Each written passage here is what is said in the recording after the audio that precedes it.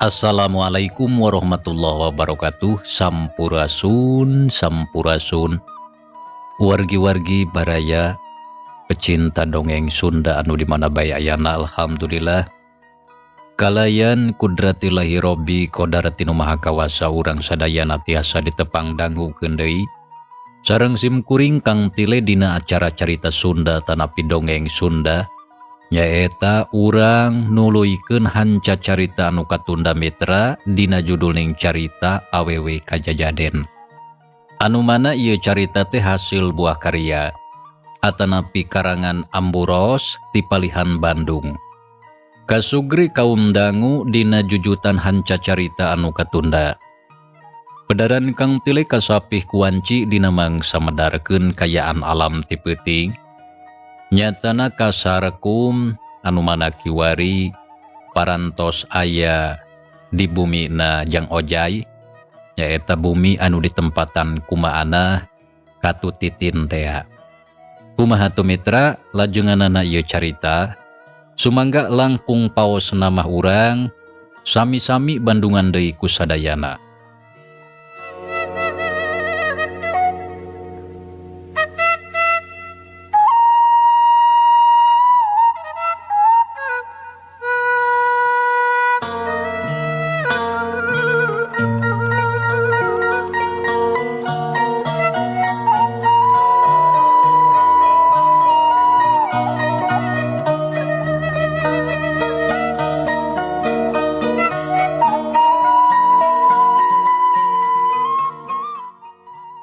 Nyai, geura sadiakeun sangu keur lancuk hidap.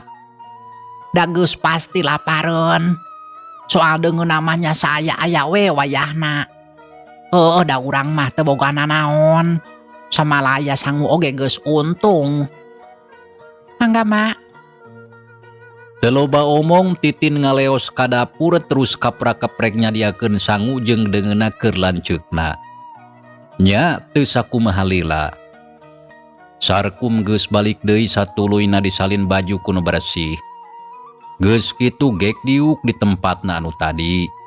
Torojol Titin mawa boboko sangu sakalian jeung piringna. Sok ditunda hareupeun. Ari deungeunna ngan ukur beuleum pedaleutik dibaturan ku sambal tarasi lalabna roai ngora. Nya geus kitu mah teu talangke celebek bae sarkum dahar meningali med. Da puguh memang nya beuteungna geus karasa lapar meuni murilit menta eusi. Teu lila antarana. Sarkum geus rengse daharna. Terus disambung deui ku ngarobrol. Tapi teu lila satuluyna mah arasup ka kamarna sewang-sewangan. Terus sararea sare tibra. Kasugri kaum dangu. Mangsa alam harita beuki peuting. Sora jangkrik gangjeng cari cangkas kadenge reang patembalan. Ari sora bangkong rame kangkengkong di sisi balong. Da puguh tempatna aya di sisi sawah. Kayaan di lembur Cibubuay geus sepi jempling kawasna masa kabeh pangeusina geus nungtutan sarare. Hawar-hawar ti jauhna kadenge sora kohkolan uratok di tarakolan kuronda. Samalah sakapeung sok kadenge bari galecok ngarobrol jeung baturna. Terus ngarider ngurilingan lembur.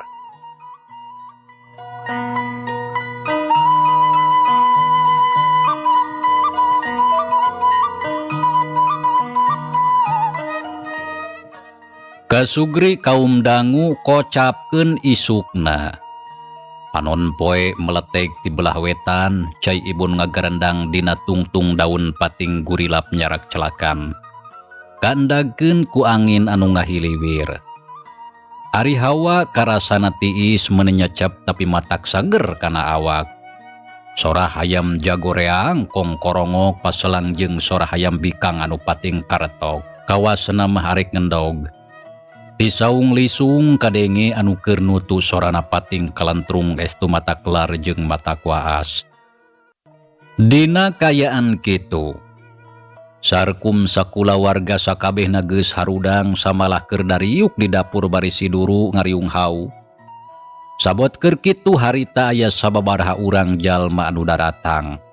Anu tayalian Oding, Pak RT jeung Jang Uyeh anu ngahaja daratang ngerek nepungan Sarkum.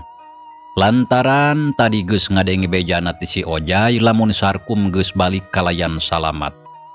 Ngan si Ojay mah teu milu datang lantaran isuk-isuk mamanehna riweuh ku pagawean. Sampurasun. Ceuk Pak RT uluk salam bari nangtung di hareupeun lawang panto hareup. Ngajajar jeung baturna. Ngadengi aya nu uluk salam nya teu leleda. Jung Sarkum nangtung koloyong muruk ka hareup terus muka panto. Barang berai Sarkum rada kaget. Tapi bari jeung atoh lantaran nempo Pak RT jeung anu sejena. Geuning Pak RT. Oding, Jang Uyeh. Ceuk Sarkum ngabagiakeun paromana marahmai bakat ku bunga. Da puguh geus lila teu panggih jeung batur salamburna. Komo Jang Oding mah geus sono pisan kawantu kasebut sobatna ti leuleutik. Geuning Jang Sarkum geus balik. Sarta aya dina kasalamatan syukur kuring bunga. Tapi naha ka mana meuni ngampleng eueuh bejana? Ceuk Pak RT solongkrong ngajak sasalaman. Gap atuh ditampanan ku Sarkum. Oding jeung si Uyeh oge nurutan sasalaman bari silih bagiakeun. Geus kitu terus arasup ka jero, satuluyna gugek dariuk ngariung di tengah imah. Kumaha cager euy? Tanya Oding bari nyerengeh ka sobatna nu kakaramulang. Alhamdulillah. Kuring cager dina danget ayeuna mah. Tapi kumaha sabalikna di dieu sararea caragor? Sarua alhamdulillah sararea oge carageur waktu ayeuna mah. Nya sanes kitu Pak RT. Nya bener dina waktu ayeuna mah kitu pisan. Sakumna urang lembur sakabehna carageur. Aman jeung tentrem kayaan di dieu teh. Teu sakumna cager Pak RT. Apa naya keneh anu gering? Ceuk si Uyeh milu nimbrung ngadenge kitu Pak RT ngareret. Nya saha batur urang anu keur gering Jang? Asa can ngadenge bejana mang mah. Jeung deui gering naon? Ceuk Pak RT tumanya kalayan Daria. Tarang narada kerung lantaran sainget manehna harita mah di lembur teh taya warga anu kabejakeun gering. Ari Pak RT meuni kurang perhatian ka warga masyarakat teh. Sarta teu apal kanu keur gering. Lain kurang perhatian. Tapi memang can ngadenge lamun di lembur aya nu keur gering. Dawuh laporana atuh. Nya saha nu keur gering teh Jang? Sarua Kang oge can ngadenge. Oding tumanya kasih Uyeh bari mencerong. Puguh eta Kang Oding. Daw mamang udung geus 3 poe gering. Samalah di Paraban oge geus teu daekeun nyatu. Walon si Uyeh teu kireum-kireum ngajawabna sakadaek. Beuk dasar si bedul sia. Poro mah di Bandungan ku dewek. Ari pek teh domba anu geringna. Dasar kesebelan maneh mah. Ceuk Oding ku kulutus bari jeung seuri kitu deui anu sejena. Ari Kang Oding. Apan domba oge masih keneh kaasup warga lembur urang. Lantaran dumukna di dieu. Geus teu kudu teruskeun maneh mah. Sok kalah beuki ngaco ari ngomong teh kamana karep. Tembal Oding bari ditungtungan ku seuri. Nempok kitu Pak RT jeung Sarkum pating serenge sarta pok harita ngomong. Geus cukup sakitu oge heureuy bah. Tah ayeuna mang teh rek nanya ka Jang Sarkum. Naha salila ieu ka mana wae ujang teh atuh. Geuning meuni lebeng kureleng taya pisan bejana. Samalah ku sararea harita pada nareangan sabab hariwang kana kasalamatan ujang bisi kumaha onam. Ceuk Pak RT tumanya bari neuteub ka Sarkum. Nya eta manawi panjang lalakon abdi teh. Mung sateu acana abdi teh bade mundut di hapunten ka salira Pak RT kitu deui kasadayana urang lembur. Margi abdi teh rumaos parantos ngaririweuh. Margi harita indit ngaleos teu pupuguh estuning matak pik hariwangeun. Sajabi ti kitu abdi kacidangan nuhunkeun kana sagala perhatosana ti sadayana. Ari lengkepna mah kieu geura lalakon abdi teh. Barabat harita Sarkum medarkeun deui lalakonna. Sakumaha anu geus dicaritakeun peuting tadi ka Maanah, katitin kitu deui ka Ojay. Saeutik oge eueuh anu kaliwat anu dipalar, sangkan sakabeh anu keur ngabandungan bakal percaya kana caritaana. Sarta moal aya anu nyangka ngabohong ka manehna. Tah kitu lalakon abdi teh Pak RT. Mugia kauninga ku sadayana. Numawi abdi teh teras ka kota harita teh. Ngan hanjakal teulana lantaran dunungan satuluyna parindah kaluar kota. Jadi kapaksa we atuh mulang deui. Sarku mungkas sakabeh lalakonna. Ari Pak RT jeung baturna arungut-ungutan tanda ngarti. Masing-masing hatena sarua milu ngarasakeun kana kasedih anu dialaman ku Sarkum. Tapi oge ayeuna mah sakaligus ngarasa bunga. Lantaran Sarkum geus mulang deui sarata ngariung jeung kulawargana. Oh, geuning kitu lalakon hidup teh Jang. Lamun dipikiran mah tuning matak sedih. Lantaran teteh lah geuning Bah Ijon teh kacida pisan kajemna. Nya tapi teu nanaon da sakabehna oge geus kaliwat. Ayeuna mah ujang geus balik deui ka lembur sareta bisa ngariung mungpulung deui sakulawarga.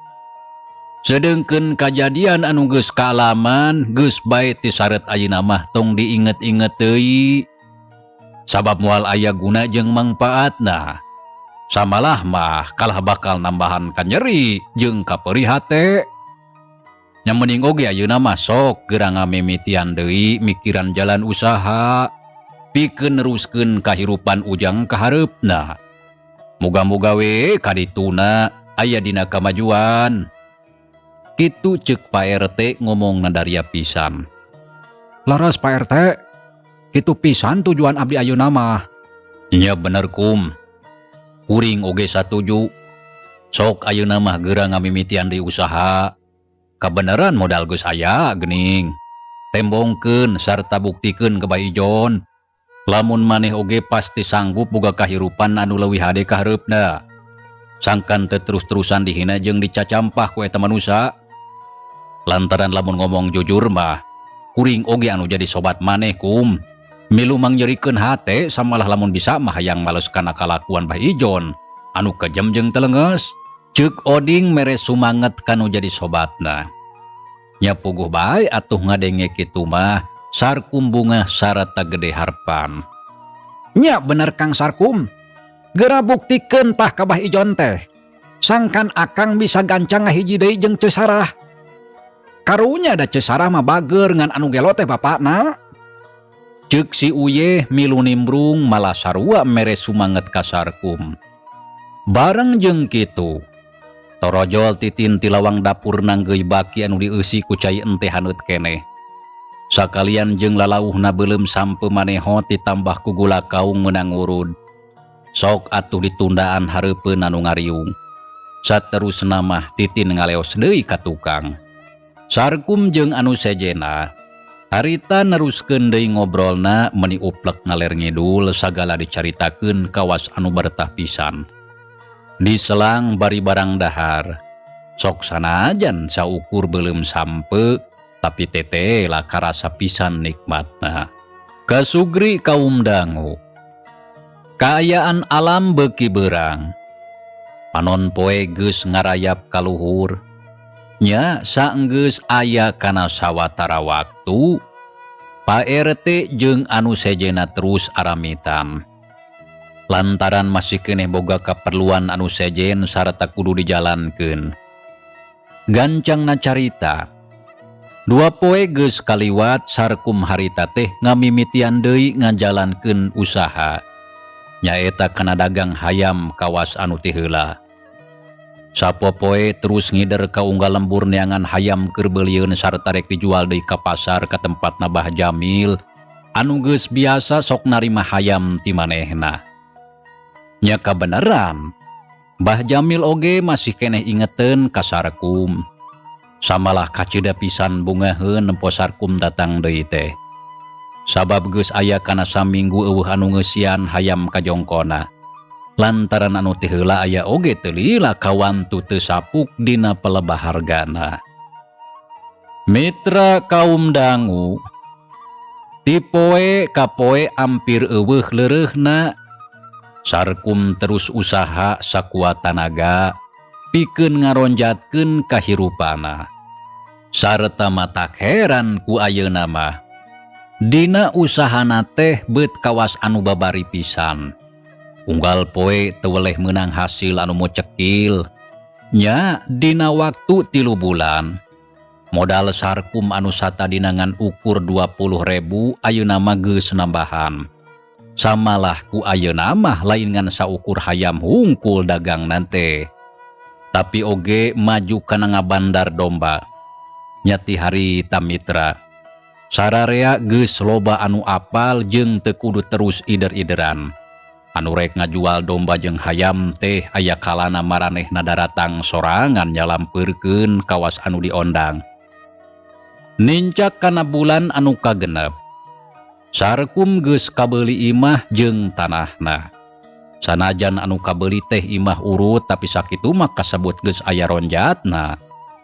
Sarkum jeung indungna kitu deui Titin adina ayeuna mah geus parindah teu nyiruruk deui di imah si Ojai. Da puguh kahirupan geus leuwih cukup teu warurat kawas ti heula. Samalah awakna oge katempo lingsig jeung bersih. Kawantu ku ayeuna hirupna senang teu kurang pake sareta teu kurang dahar kawas baheula. Gancangna carita, waktu 1 taun geus kaliwat. Kahirupan Sarkum terus ngarayap beuki maju, samalah imahna oge geus dikuriakeun, anu kawilang gede jeung alus buruana lega jeung raresik. Samalah lain ngan ukur sakitu. Sarkum oge harita mah geus mampu meuli sawah sagunduk anu kawilang lega. Menang meuli ti urang kota anu kaparengan dijual, kawantu teu kaurus kuno bogana. Eta sawah digarapna ku batur lantaran ku Sarkum mah teu kasiwer da pugu usahana beuki maju. Samalah Sarkum geus kakoncara, harita jadi bandar hayam jeung bandar domba. Ngajual hayamna lain ngan ukur kabah jamil tapi ayeuna mah boga lawang di pasar anu sejena. Anu unggal poe tuning taralowong terus dieusian. Dina palebah ngajalankeun usahana. Sarkum teh kaitung pinter jeung getol. Sagulak sagilekna teu weleh jadi duit. Matak teu heran duit kauntungan datangna beuki murudul beut siga anu meunang ngarawan. Samalah ku ayeuna mah geus boga pagawe anu matuh pikeun mantuan pagawean Sarkum.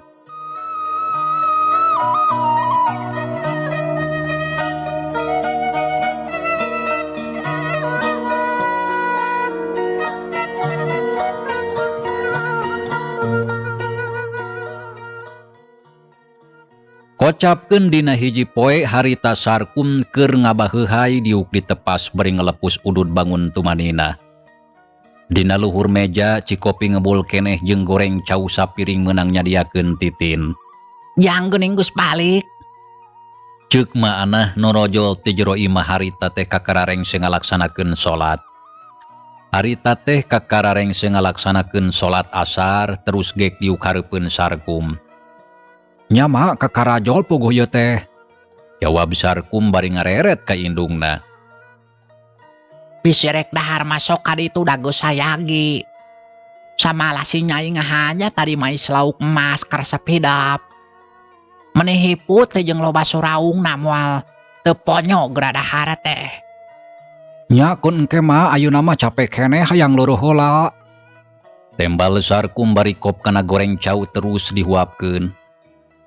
Ujang, kumaha usaha hidup lancar? Tanya maanah bari neuteup ka anakna. Anu keur cacamuilan ngadaharan goreng cau nangka. Anu katempo meuni karoneng sarta kaambeus seungit. Alhamdulillah mak, usaha teh aya berkah, sarta sagala rupana lancar.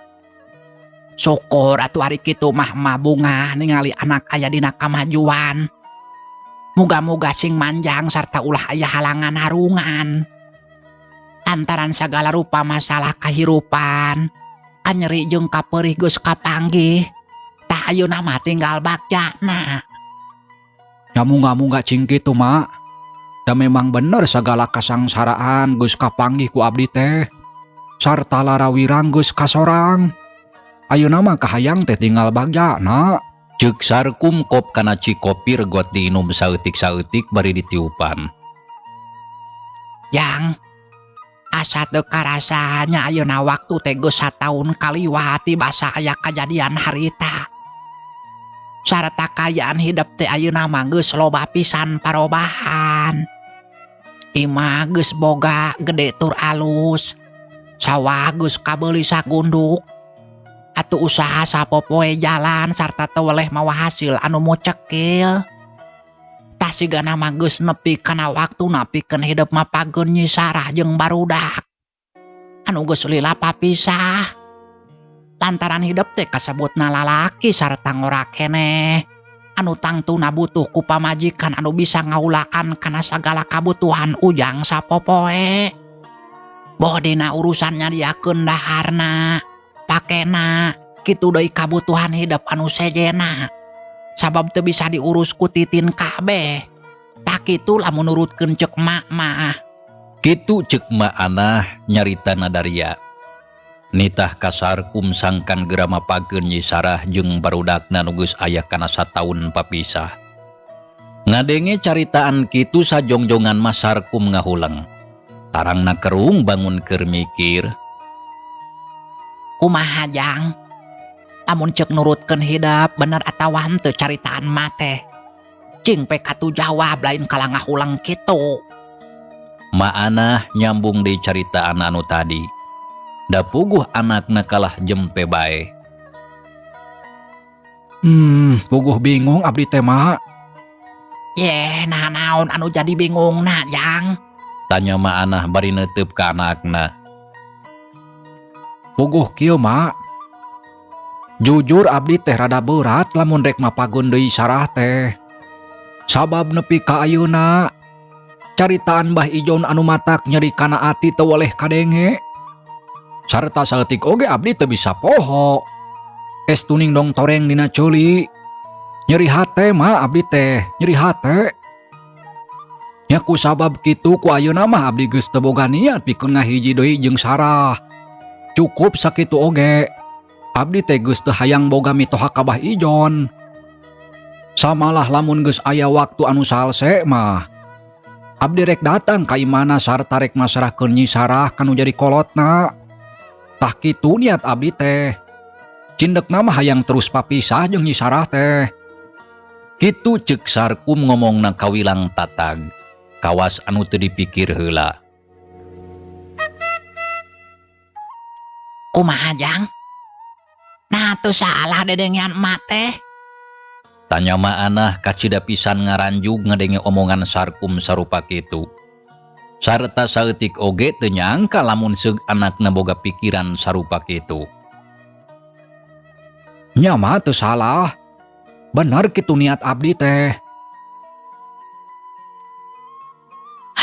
Jadi hidup terek nyerahkeun Nyi Sarahnya. Nya mak. Rek diberesan sakalian ngarah jongjon. Jeung deui geus moal mata kade lamun rumah tangga diteruskeun oge percuma. Nah geus dipikir anu asak eta pamikiran teh. Nah teu karunya ka Nyi Sarah anu geus sakitu satia jeung satuhu marengan hirup hidup. Nah geus poho kana kabela jeung kanyaahna. Nah teu inget kana mangsa keur susah. Apan manehna anu teu weleh ridho jeung ikhlas mikanya sarta mika cinta. Saeutik oge teu ngijing sila bengkok sinembah.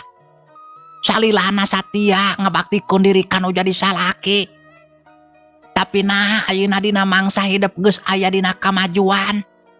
Bet kala rek ninggalkeun. Coba pikir nyarek bisa kumahaun nyeri hatena Nyi Sarah.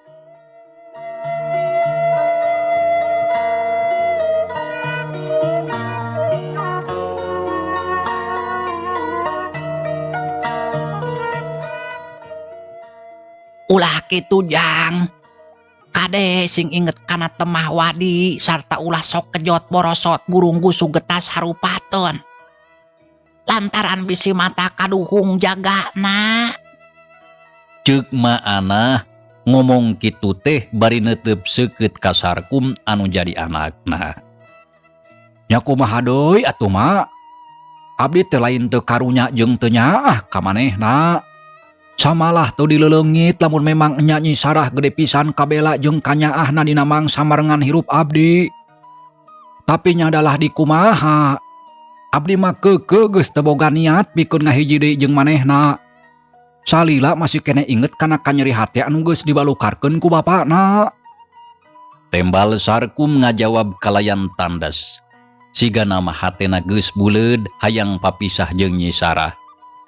Ngadenge anakna ngomong kitu mah anah meuni gogodeg. Hatena kacida teu percaya lamun Sarkum tega rek miceun Nyi Sarah. Ieu Jang, lamun hidup keukeuh hayang papisah terus kumaha atuh nasib barudak. Kade eta oge kudu dipikiran lantaran eta teh darah daging hidup anu kudu diperhatikeun kahirupana. Boh urusan daharna, pakena, kitu deui kasehatana. Samalah mah kudu dipikirkeun tina segi pendidikan keur kahirupan di dunia. Ulah poho pendidikan agamana keur bekal jaga di akhiratna. Lantaran sakabehna oge eta teh tanggung jawab hidup salaku anu jadi bapakna.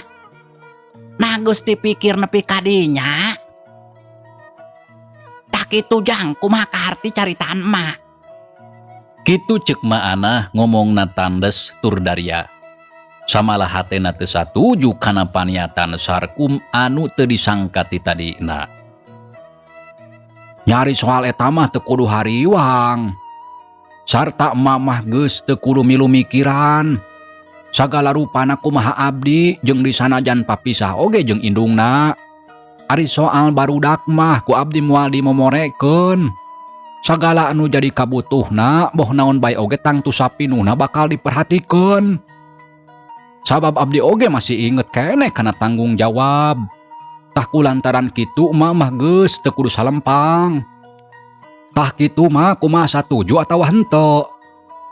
Ceuk Sarkum tumanya ka indungna anu keur ngahuleng bangun bingung. Nyari emak mah tangtu teu satuju kana paniatan hidup Jang. Lantaran ari kahayang kolot mah hidup jeung Nyi Sarah teh ngahiji deui rumah tangga. Runtut raut sauyunan kacai jadi saleuwih ka darat jadi salogak. Bet asa piraku ari keur jaman susah babarengan. Tapi ari panggih jeung kasenangan kalah papisahan. Tapi sanajan kitu tangtu mah oge moal bisa ngararang kana paniatan hidup. Sabab anu rek ngajalankeunna oge ujang sorangan.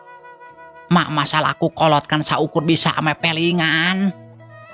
Kitu ceuk maana hatena ngarasahan jelu kana kaputusan Sarkum. Tapi sanajan teu satuju oge kana patekadan anu jadi anakna. Keukeuh teu bisa kukumaha. Ngan ukur menghap narik napas jero miceun bang baluh anu nyangkaruk dina hatena. Nya kitu we lah ayeuna mah. Lantaran paniatan abdi mah geus moal bisa dirobah. Keukeuh hayang papisah jeung Nyi Sarah. Ceuk Sarkum tekadna geus buleud rek papisah jeung Nyi Sarah. Jang, rek iraha nepungan Nyi Sarah. Nyari kahayang mah sagancangna ngarah tereh beres. Sarta jongjon ka sararea. Jeung deui ngarah beuki regreg dina ngajalankeun usaha. Moal loba teuing anu dipikiran. Nya lamun teu bisa peuting engke, isukan we lah pasosore rek didatangan ka imahna atawa sasalsena. Sabab loba gawe samalah anu pesen hayam jeung domba oge meuni loba. Pokona mah usaha teh keur mimiti nanjeur. Jadi abdi teh embung lamun loba mikiran pasoalan anu sejena. Tembal Sarkum bari melong kaburuan. Dina kayaan kitu, kurunyung aya saurang lalaki tengah tubuh anu datang bari nungtun domba. Dua-duana sigana mah ngahaja datang rek ngajual domba. Jung Sarkum nangtung tina diukna juru turun kaburuan nyamperkeun ka eta lalaki terus ngobrol. Sedengkeun maana tuluy ngoloyong ka tukang. Gek diuk dina lawang panto dapur nangunjar bari ngalamun. Sabot keur kitu Titin rojol bari ngelek bobok kocopong anu dieusik wawadahan geus meunang ngumbahan. Barang nempo maana anu keur ngahuleng. Titin rada heran da puguh tara biasana indungna huleng jentul sorangan. Mak, nuju naon mak teh? Nah gening mending ngahulang di lawang. Naon atuh anu nuju di emutan? Tanya Titin bari neuteup ka indungna. Teu kurna naon Mama Nyai. Ngahulang sote pedah we batur ngomong. Jeung deui da eueuh anu keur dipikiran. Kumaha geus rengse gegeroh teh? Parantos mah gegeroh mah beres. Mak, bi abdi pendak sareng Ceu Sarah. Pasawang sulti pancuran. Nah ari Nyi Sarah ti mana kitu? Make bisa panggih. Nya pami saurna mah wangsul ti kebon tos muder lalab. Teras abdi teh ngobrol heula sakedap. Anjeunna teh naroskeun ka emak kitu deui ka Akang Sarkum. Samalah naroskeun naha iraha cenah bade mapageun. Margi Ceu Sarah teh tos teu sabar hoyong geura ngumpul ngariung deui sareng Kang Sarkum sakulawarga. Lantaran ayeuna mah Kang Sarkum usahana tos aya dina kamajuan. Tak kitu saurna teh Mak. Kitu ceuk Titin nerangkeun ka indungna. Lamun bieu panggih jeung Nyi Sarah. Nya puguh bae atuh mah anah ngaranjug ngadenge kitu teh. Samalah teu sadar terus ngagerendeng ngomong sorangan. Nya kudu kumaha ari geus kieu. Karunya teuing Nyi Sarah. Karunya kumaha maksud emak teh? Ceuk Titin bari kerung da puguh teu ngarti kana maksud indungna. Puguh oge kieu Nyai. Darekdek ma anah ngomongkeun deui paguneman anu tadi jeung Sarkum. Ditetek sakabehna eueuh anu kaliwat sarta dibandungan ku Titin anu harita masih kene ngajanteng bari ngelek boboko. Da puguh can kaburu asup ka jero imah. Nya barang ngadenge anu dicaritakeun ku indungna kitu. Titin ngajenghok. Tah kitu Nyai. Niat lancok hidup teh. Mak kacida ngarasa bingung ieu teh mikirana oge. Jeung deui karunya ka Nyi Sarah. Kumaha lamun sok engke lancok hidup datang ka imahna. Geus pasti bakal nyangka rek mapageun deui manehna. Padahal sabenerna mah rek nyerenkeun. Tada teuing bisa kumahaon nyeri hatena. Kitu ceuk ma anah ngomongna dumareuda. Samalah cimatana ngarenclong terus rag-ragan masuhan kana pipi anu geus pareot.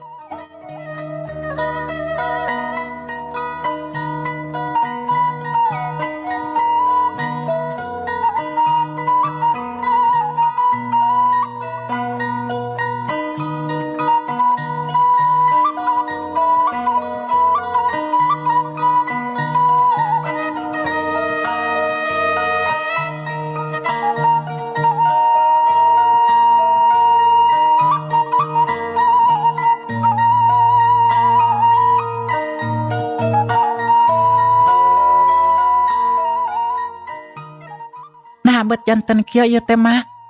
Kunaon ari Kang Sarkum? Ceuk Titin bari melong ka indungna. Anu keur ngusap cimata ku tungtung kabaya. Nya duka teuing atuh. Da emak oge teu ngarti kana jalan pikirana. Samalah sabisa-bisa geus dipepelingan ku emak teh. Sugan jeung sugan bisa ngarobah pamadegana. Tapi mata kanjelu lancok hidup teh beut kawasna anu geus buleuh dah teh nah. Sarta keukuh teu bisa narima kana papatah ti emak. Tak kitu Nyai anu sabenerna mah. Teras kedah kumaha atuh mah nulungan Ceu Sarah? Tanya Titin sarua hatena oge hanjelu ngadenge Sarkum boga niat sarupa kitu teh. Samalah teu miharep lamun lanceukna jeung Nyi Sarah kudu pepegatan. Duka teuing atuh da emak mah teu bisa kukumaha. Nya ayeuna mah urang Bandungan we nah kumaha geletuk batuna kecebur caina. Sabab eta mah urusan rumah tangga maranehna. Nya ari emak masalah ku kolot ngan ukur bisa ngadoakeun. Muga-muga ulah nepi ka aya kajadian anu teu dipikahayang. Geus lah Nyai teu kudu jadi pikiran teuing anaking.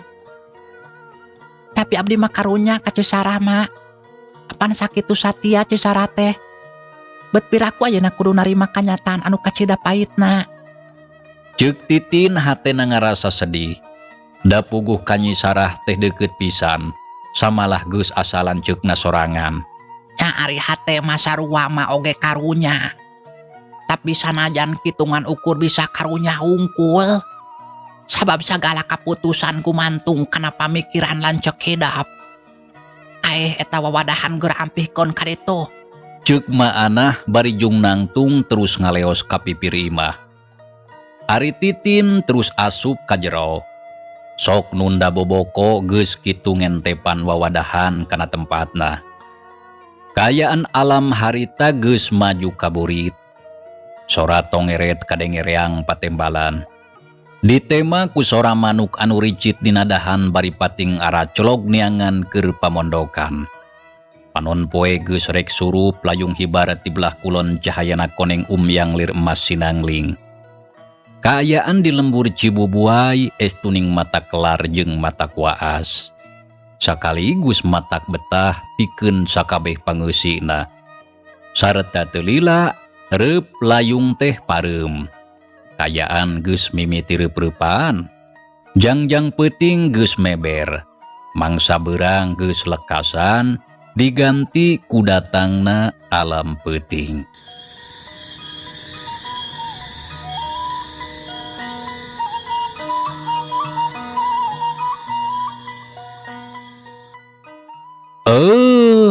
Mitra. Cag heula ieu carita urang tunda heula mitra. Kumaha tuh mitra? Nah, mangsa rukum teh jadi kitu. Sok mangga mitra di komennya supados rame. Hatur nuhun mitra. Wilujeng kantun. Wassalamualaikum warahmatullahi wabarakatuh.